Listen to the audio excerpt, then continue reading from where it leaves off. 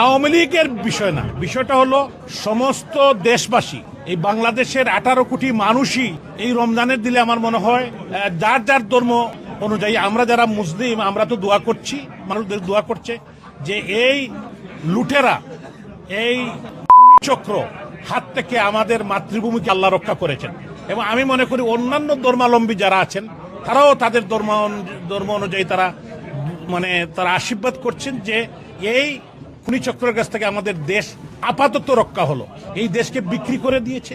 এই দেশের মানুষের যেভাবে হত্যা, নির্যাতন, নিপীড়ন, জেলের মধ্যে মানুষকে হত্যা করা, 2.5 লক্ষ বাড়িঘর জ্বালিয়ে দেওয়া, জাতির পিতা বঙ্গবন্ধু শেখ মুজিবুর রহমানের 32 নম্বর বাড়ি সহ ব্যবসা বাণিজ্য, বিশেষ করে বিদেশিদের কাছে আমাদের যাওয়ার 3 দিন আগে বাংলাদেশকে বিক্রি করে দেওয়া এই ষড়যন্ত্রের। তবে আমি মনে করি যে ডক্টর ইউনূস চলে গিয়েছেন, এটা শেষ, এখানে শেষ না, তার বিচার করতে হবে। ডক্টর ইউনূসকে বিচার করতে হবে এবং ডক্টর ইউনূসকে বাংলাদেশ থেকে যাতে পালাতে না পারে সেজন্য দেশবাসীকে আহ্বান জানাবো।